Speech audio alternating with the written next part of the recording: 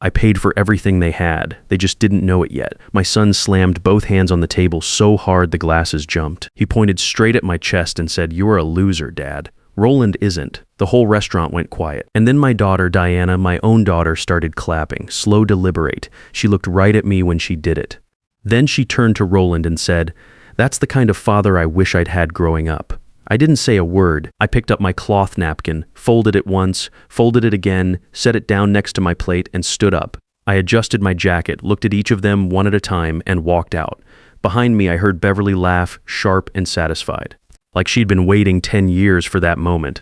My name is Gerald Oakes. I'm 60 years old, and that was the night I decided to stop being generous. The restaurant was called Harlo, on the roof of a high-rise in Buckhead. Glass everywhere, dark wood waiters who moved like they were in a film. The kind of place where a steak cost $120 and nobody flinches. My son Clifford had called me 3 days earlier, voice tight with that careful tone he uses when he's managing me. "Dad, Beverly and Roland are in town. They want dinner. All of us. Saturday night. Harlo, please just come." Beverly was my ex-wife. We split 10 years ago. She said I was stuck. Said I was holding on to old music and an old house in the West End while the world moved on. She left and found Roland Fitch about a year later, real estate developer. Loud laugh, a watch so big it probably had its own zip code. The kind of man who says vision and aggressive a lot without ever building anything you can actually touch. I got to Harlo at 7, they were already seated. Beverly in a silk dress, gold bracelets clanking every time she reached for her wine. Roland leaning back in his chair like he owned the building. Clifford next to him, doing that thing he does when he's trying to look like he belongs somewhere he doesn't. And Diana, my daughter, 32 years old, sitting right next to Beverly, smiling at Roland like he was the answer to something she'd been asking her whole life. The dinner started the way these things always do. Small talk, wine. Roland did most of the talking. He mentioned Dubai twice in the first 10 minutes. Told us about a $3.5 million property deal he was closing. Clifford nodded along like a student taking notes. Amber ordered the most expensive thing on the menu without looking at the price. Beverly leaned toward me at one point, voice dropping into that soft, pitying tone, "I know better than anything. Gerald, we've been talking, Roland and I. We're worried about you. That house in the West End, the neighborhood. You're 60 years old and you're alone. There are some very nice assisted living facilities nearby." "I'm fine, Beverly," I said. Roland smiled. "There's no shame in knowing when it's time to accept help. Some men build empires, some men maintain them, and some," he paused just long enough to make sure everyone heard it, "some men just never find their footing." I sipped my water. I didn't argue. I didn't rise to it. I knew exactly what I was sitting across from. I'd spent 40 years in the music business. I'd met 100 Roland Fitches. They all had the same smile. All teeth, no depth. That's when Clifford broke. He'd been drinking steadily since we sat down. His face had gone red around the ears. I could see the pressure building in him the way you can see a storm coming before the first drop falls. He stood up so fast his chair scraped the marble floor. Every conversation in the room stopped. "Dad," his voice was shaking. "Do you know why I can't get promoted? Do you know why I have to fight twice as hard as everyone else? Because of where I come from, because of you?" He gestured at Roland. "Look at him. That's what success looks like. He closes deals. He makes things happen. He's respected."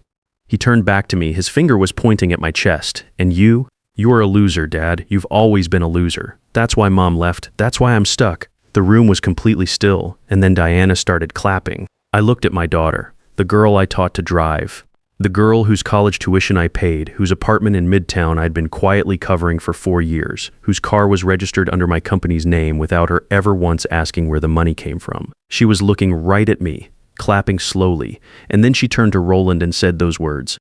"That's the kind of father I wish I'd had growing up." I sat with that for exactly 3 seconds. Then I stood up, folded my napkin, and walked out of Harlo without saying a single word to any of them.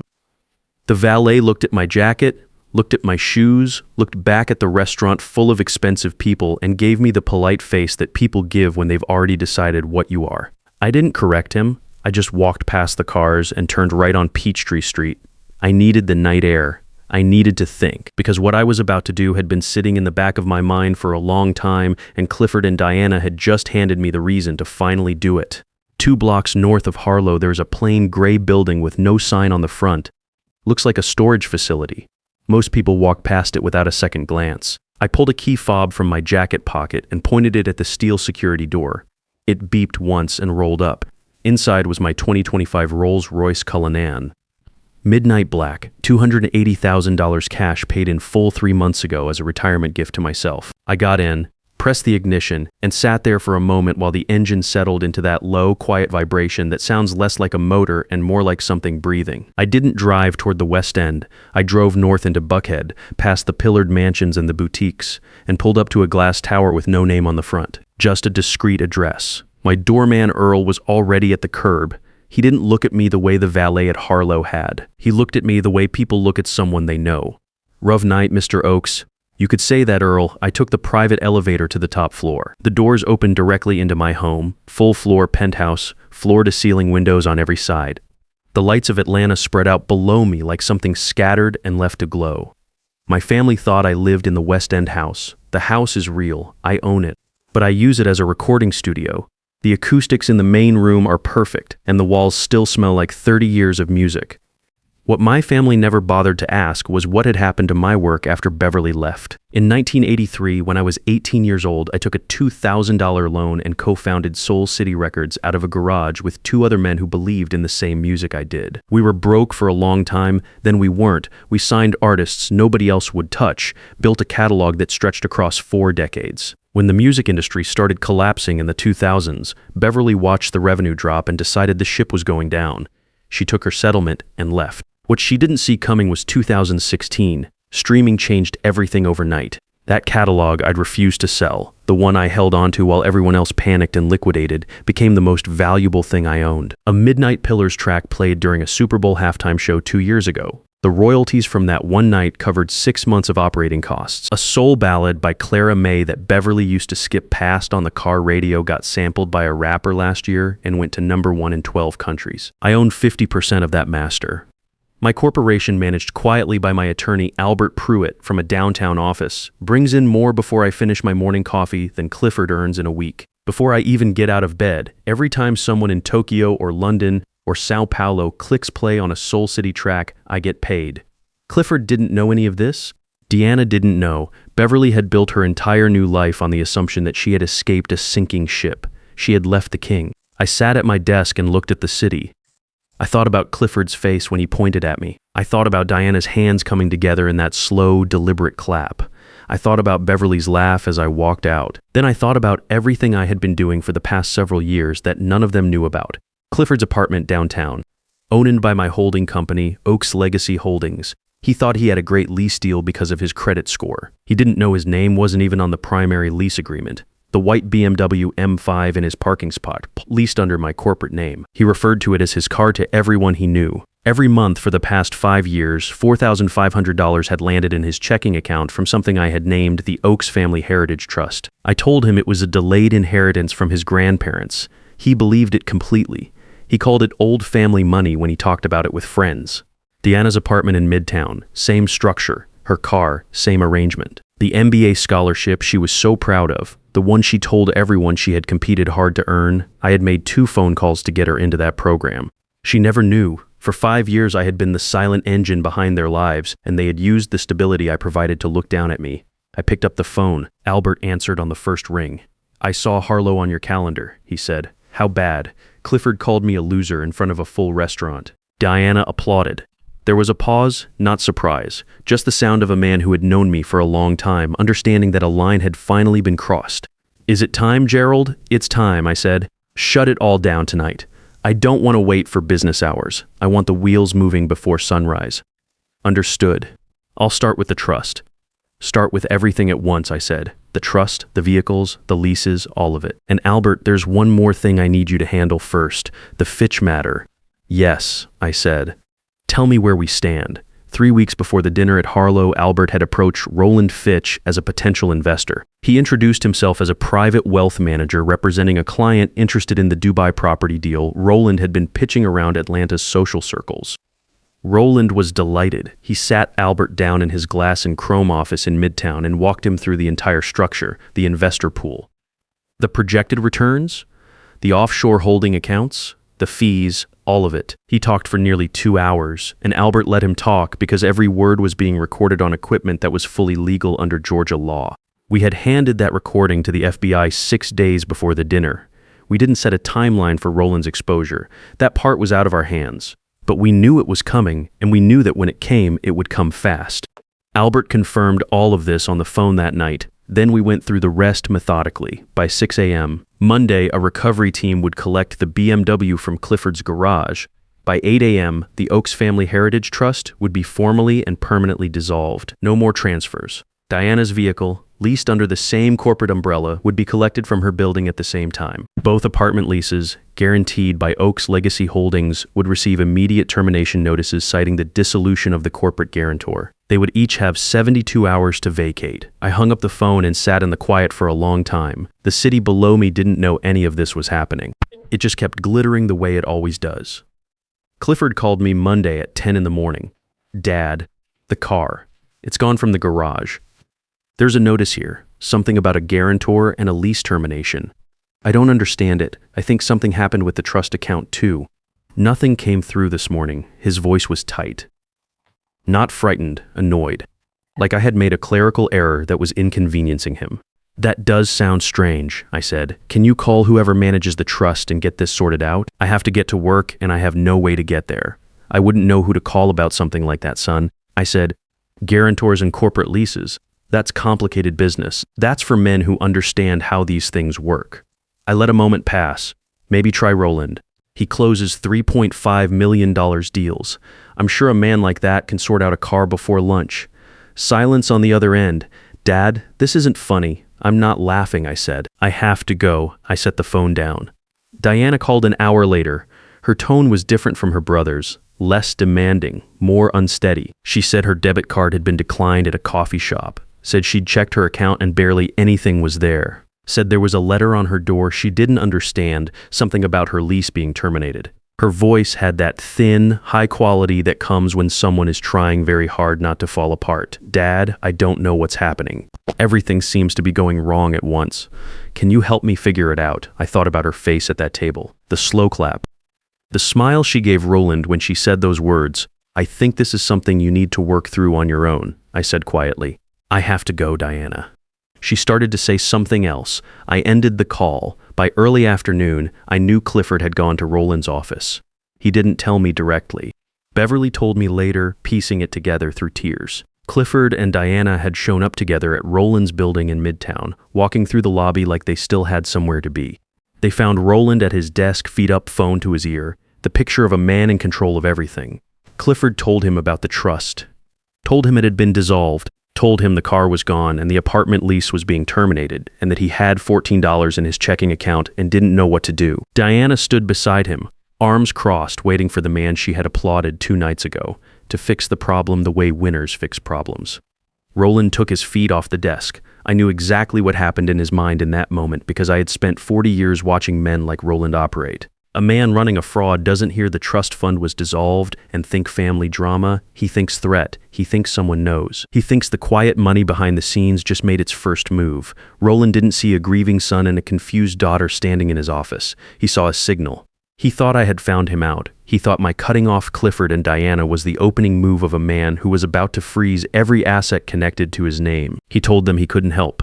Said he didn't do loans, especially not to family. Said it was bad business. He walked them to the door personally and closed it behind them.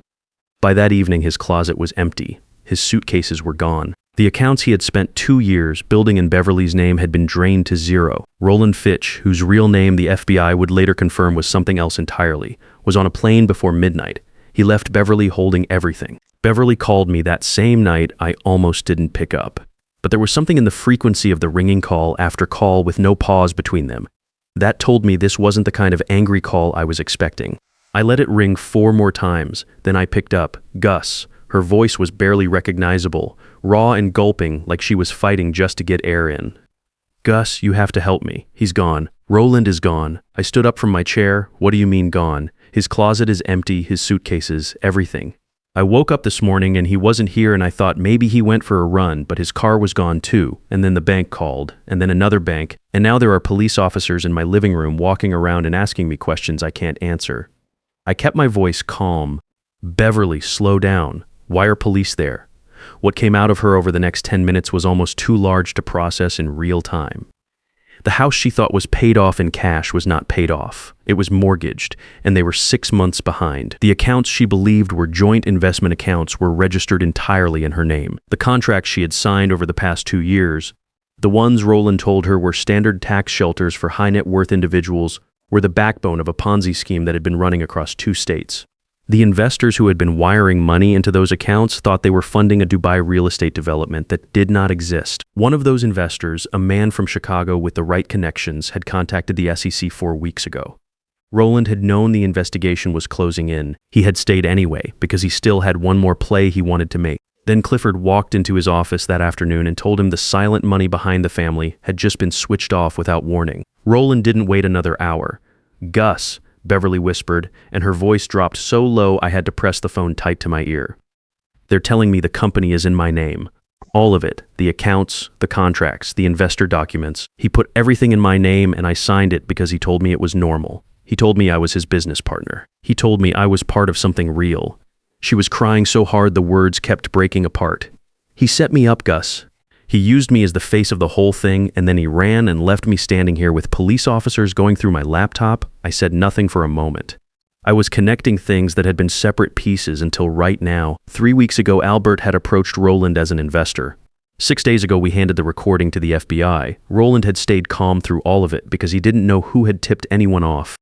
Then Clifford showed up at his office and told him the family trust had been dissolved, suddenly and completely, no warning, no explanation. To a man who thinks in terms of threats and countermoves, that looked like one thing only. It looked like the quiet man behind the curtain had made his opening move. Roland had thought I was coming for him. He thought I already knew everything. "Beverly," I said, "I had no idea any of this was happening with Roland. I'm just a retired musician. I don't have that kind of reach." "Stop it," she said, and there was a flash of the old Beverly in her voice, sharp and certain. "Stop pretending. Clifford told me what happened to the trust. He told me about the car and the apartment. You did all of that deliberately, Gerald. And when Roland heard about it, he thought you were making your move against him. He thought you were the one who called the FBI." She took a long, unsteady breath. "He ran because of you. He left me with all of it because of you. I didn't answer that." She kept going, "I need a lawyer, Gus. A real one. I need someone who can show them I didn't know what he was doing. I was just trying to be a good wife. I signed what he put in front of me because I trusted him." Her voice broke again. "Please, you have to help me. For Clifford, for Diana. I'm their mother." I looked out at the city below me. All those lights, quiet and indifferent. "Beverly," I said, "I'm a man who lives in an old house in the West End and plays music for a living. You told me that yourself. You told our children that a man like that doesn't have the resources to help with something this serious. You need someone with real power, someone aggressive." I paused. "You should call a winner." She went silent. I ended the call. I sat back in my chair and looked at my untouched glass of bourbon on the desk. I had pulled one small thread, just one, and the whole thing had unraveled in ways I had not planned and could not have predicted. I had not set out to expose a federal fraud. I had not set out to leave Beverly facing investigators in her living room. I had only decided to stop quietly funding people who had looked at my generosity and seen weakness. Everything else had done itself. I picked up the glass and took a slow sip. It was the best drink I'd had in years. Then my phone buzzed, a text from a number I didn't recognize at first. Then I looked again. It was Diana. "Dad, I'm outside. Can we talk?" Outside meant the West End house. That's where she would have gone. She didn't know about the penthouse. I looked at the text for a long moment. Then I put on my coat, told Nolan, my regular driver, to bring the car around and drove south. I pulled up to the West End house just after midnight. The porch light was on. Diana was sitting on the front steps, not pacing, not banging on the door. Just sitting there with her knees pulled up and her arms wrapped around them, still wearing the same jacket from the restaurant 2 nights ago. She looked up when she heard the car. She watched me get out. She didn't say anything right away. Neither did I. I walked up the path and stopped at the bottom of the steps and looked at my daughter. She was wearing the jacket I had bought her for her birthday last year, a dark green canvas thing she had pointed out in a store window when we were walking together in Little 5 Points on a Sunday afternoon. I had gone back alone the following week and bought it without telling her. She had cried a little when she opened it. She was wearing it now, sitting on my steps at midnight with nowhere else to go. "Dad," she said. Her voice was quiet, no demand in it, just the word itself. I didn't mean it. I looked at her for a moment. Which part? She flinched. Any of it. The clapping, what I said to Roland. She looked down at her hands. I don't even know why I did it. I think I just wanted him to like me. I think I wanted Beverly to see me as someone who was on her side. She shook her head slowly. That's not an excuse. I know that. No, I said, it isn't. She looked up at me, her eyes were red. I'm sorry, Dad. I mean that, not because I need help. I'm not here to ask you for anything. I just needed you to know that I'm sorry. I stood there at the bottom of those steps and I thought about every school pickup, every late night phone call, every quiet thing I had done for this woman without ever asking her to notice. I thought about the 2 phone calls I made to get her into that MBA program. I thought about the $4,500 that had landed in her account every single month like clockwork while she told people she was making it on her own. I thought about her hands coming together at that table. But you did it anyway, Diana, I said, in front of everyone. You looked right at me and you did it. She didn't argue. She just nodded once and looked back down at her hands. I stood there another moment. Then I said, go find somewhere to stay tonight. There are hotels on Ponce. You have enough for that. She stood up slowly. She didn't try to hug me. She just looked at me the way you look at someone when you're not sure if it's the last time, and then she walked past me down the path to the street. I watched her go. Then I went inside and sat in my studio chair for a long time without turning on any lights. The call from Detective Howard Greer came the next morning, respectful and professional. He needed me to come in and verify some timeline details related to Beverly's case. A formality, he said. I told him I'd be there at 3 p.m. My driver, Nolan, brought the Cullinan to the precinct slowly and stopped at the curb. I stepped out in a charcoal Tom Ford suit, Italian leather shoes polished to a mirror shine, a Patek Philippe on my wrist. Nothing loud, nothing flashy. Just the truth of what I actually was, finally visible. The officers by the entrance straightened up without thinking about it. The desk sergeant sat forward in his chair. Inside the interview room, Beverly was at the metal table in yesterday's expensive dress, hands clasped in her lap, looking like a woman who had run out of moves. Clifford was on a bench against the wall, unshaven, still in the same wrinkled suit from Harlo. And Diana was beside him, arms folded tight, eyes red. They all looked up when I walked in. Albert Pruitt followed me, briefcase in hand, and the room got very quiet. Albert set the briefcase on the table and opened it without any drama. He explained the trust, he explained the leases, he explained the vehicles. He explained clearly and without any unnecessary words that for the past 5 years Gerald Oakes had been the financial foundation underneath all of their lives, and that Gerald Oakes had made a decision. Clifford put his face in his hands. Beverly stared at the table. Diana looked at me. I looked back at her. Neither of us said anything. I stood up, nodded to Albert, and we walked out. 1 month later, a letter arrived at the studio. Diana's handwriting on the envelope. Inside was a single page and a check for $200. The letter didn't ask for anything. It said she had found a job at a small design firm, entry level, and that she was going to figure out the rest herself. At the bottom she had written, I know it's nothing, but it's mine. I read it twice. I put the check in the top drawer of my desk. I didn't cash it. I didn't send it back. Some doors you don't close all the way. You leave them open just enough and you see what the other person does with that. If your own family has ever looked at everything you built and decided it meant nothing, you already know what this story feels like from the inside. You know that specific kind of quiet that comes after you finally stop absorbing what was never yours to carry. If this hit close to home, leave a comment below. And if you haven't subscribed yet, do it now. There are more stories here for men who have been underestimated by the people who should have known better.